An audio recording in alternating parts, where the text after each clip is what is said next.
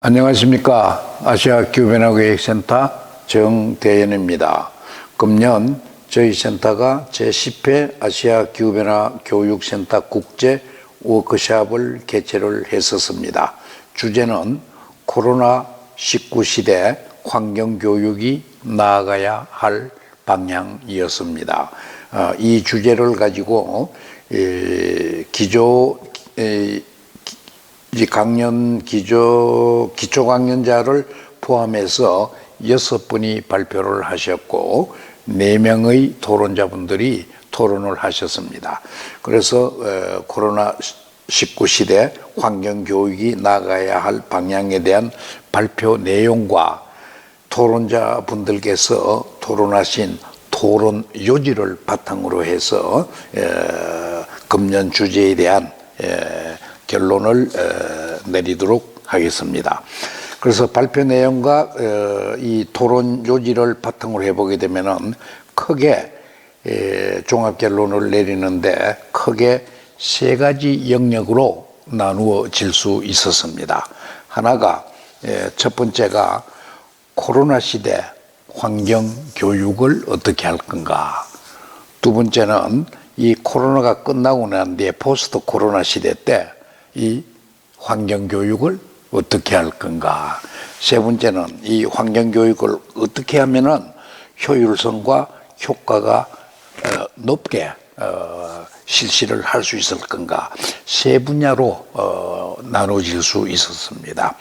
그래서 첫 번째 코로나 시대 때 환경교육은 또 자세하게 이래 내용들을 분류를 발표 내용과 토론 요지를 분류를 해보게 되면은 크게 2가지로 범주화가 가능했습니다. 하나가 운영 방식이고 두 번째는 무엇 교육을 할 건가 교육 내용이었습니다.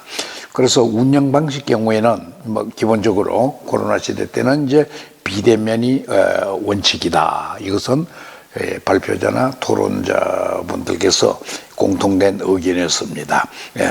이래서 비대면 원칙을 한다 하더라도 이걸 어떻게 운영을 해야만이 이 비대면 운영이 효과적이고 효율적일 것인가. 이것은 우리 모두 함께가 모색해봐야 할 중대한 과제다라는 의견들이었고요. 그 다음에는 이 효과와 효율성을 바탕으로 운영을 한다 하더라도 이것은 일률적으로 같은 운영 방식이 아니라 교육 프로그램에 따라 가지고 이 효과성 또 효율성 운영 방식이 달라져야 할 것이다. 예를 들면은 온라인 강좌, 화상회의 형태 등 의사소통을 조직하여 적절한 방식으로 운영, 트위터형, 페이스북, 인스타그램, 웹과 같은 소셜미디어 활용, 이 다양한 의견들이 제시가 됐었습니다. 다음에는 이 사회 환경 교육을 더욱 전진하기 위해서는 학교에서 하고 있는 환경 교육, 학교 환경 교육하고 사회 간의 연계 전략도 필요하다라는 의견이었고요. 그 다음에 줌이라든지 이북, SNS 등 교육 도구의 다양한 활동, 이러한 내용들이 이제 운영 방식과 관련돼서 제기됐었습니다. 그 다음에 교육 내용에 대해서는 발표 내용과 토론 요지를 종합을 해보게 되면은 개인 베이스 프로그램이냐, 단체 베이스 프로그램이냐에 따라 갖고 교육 내용을 차별로 할 필요가 있다. 이러한 이제 내 주장들이었고요. 그 다음에는 연령층별로도 교육 프로그램 내용을 차별로 할 필요가 있다. 그 다음에 특히 조금 강조되어야 할 것이 이것은 조금 지속가능 이 환경교육 프로그램도 넓은 의미에서 보게 되면은 조금 범세계적으로 현재와 미래 사회 발전의 이념으로 설정이 되어 있는 지속가능 발전이기 때문에 이 지속가능 발전 의제와 연계적으로 교육 내용을 구축을 할 필요가 있다. 그 다음에는 대면교육의 형식과 내용을 현재 상황에 맞게 상호 연계성을 높이는 방향으로 가야 할 필요가 있다. 그 다음에는 이 환경과 문화를 융합한 내용이 필요하다. 이 말은 이 환경교육을 그냥 환경의 독립적으로 할 것이 아니라 생활 속에서 환경과 연계적으로 교육 내용을 구축할 필요가 있다. 이것이 이제 첫 번째 코로나 시대 때 환경 교육을 어떻게 운영을 하고 교육 내용을 어떻게 구축할 것인가에 관련을 해서 내릴 수 있는 종합 결론이었습니다.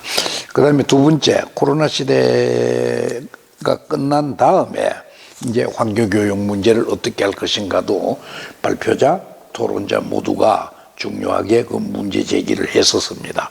이들의 내용들도 종합을 해보게 되면은 결국은 포스트 코로나 시대 때 환경교육의 결국은 운영 방식, 교육 내용으로 함축될 수가 있었습니다. 그래서 지금 현재 코로나 시대 때 경험, 우리가 비대면 교육, 이 경험을 바탕으로 할 때 이제 앞으로는 이 과거에는 우리가 비대면 교육은 뭐 거의 신경을 안 썼었지요. 이제 앞으로는 이 새로운 시대, 정상 시대가 온다 하더라도 대면 교육과 비대면 교육을 융합적인 그런 교육 형태로 나아가야 되지 않겠는가, 교육 운영에 있어서. 그 다음에 두 번째, 하나의 교육 프로그램 안에서도 대면 교육과 비대면이 융합되는 구조로 운영이 되면은 좋지 않겠는가, 이렇게 이제 결론이 내릴 수가 있을 거예요.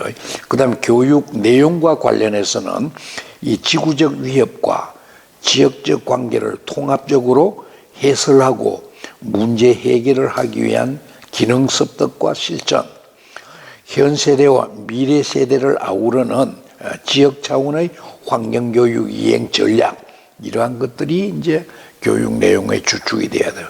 또 지금까지는 공급자나 관리자 관점에서 교육을 위주로 많이 해왔었는데 여기에 탈피해갖고 교육 수요자 관점에서 교육 내용 구축에 좀 접근을 할 필요가 있겠다라는 거다고요.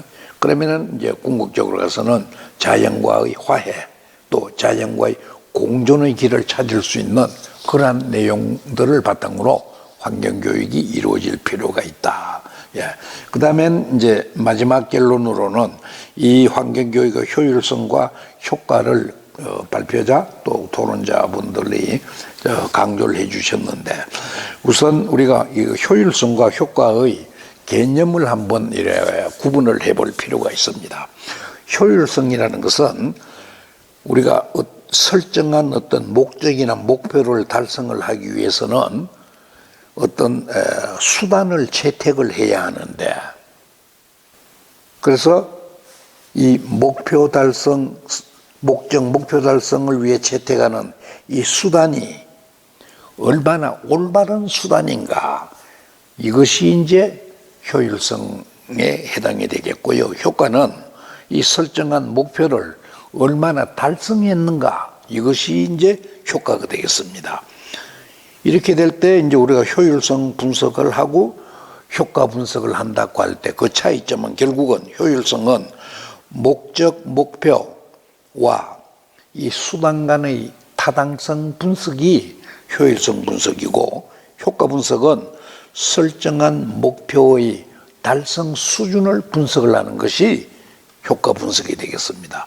자, 그러면은 환경교육이 앞으로 효율적이고 효과가 있게 될 수 있게 향상을 해야 한다고 할 경우에 이제 효율성 분석은 우리가 동원하고 있는 이 수단이 과연 적합한 수단인가, 환경교육에 있어서 이것을 분석을 할 필요가 있고, 또 효과 관련 효과 분석 경우에는 분석 내용은 환경에 대한 가치, 자연과 인간의 관계, 일상생활에서 얼마나 친환경 행동을 하고 있는가, 이러한 것들이 이제 효과 분석의 대상이 될 수가 있겠죠.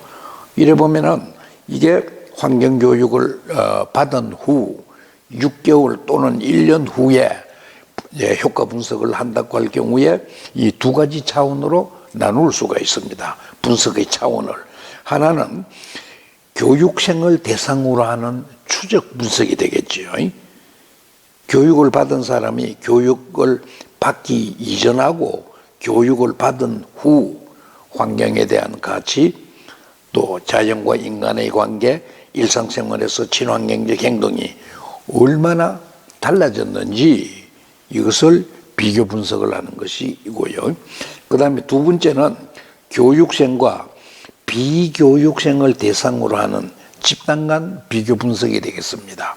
이것은 교육을 받은 사람들하고 받지 않는 사람들, 이 사람들을 두 개의 집단을 대상으로 해가지고 환경에 대한 가치, 자연과 인간의 관계, 일상생활에서 친환경적 행동을 비교 분석을 해보게 되면은 결국은 환경교육을 받은 집단이 그렇지 않는 집단보다도 얼마나 친환경 행동을 하는가, 이것이 효과 분석이 될 수가 있겠죠. 예. 이렇게 해서 이제 다시 요약 정리를 드리면은 코로나 시대 때 환경교육을 운영 방식, 교육 내용 측면에서 어떻게 이제 해나갈 건가. 두 번째 종합 결론은 이 코로나 시대가 끝나고 난 다음에 환경교육을 어떻게 운영을 하고 교육 내용을 어떻게 할 건가. 여기에 대한 이제 종합적 결론. 그 다음에는 환경교육의 효율성과 효과 향상을 위해서 우리가 어떻게 어떤 노력을 해야 할 것인가. 이 세 가지로 결론이 내려질 수가 있었습니다. 고맙습니다.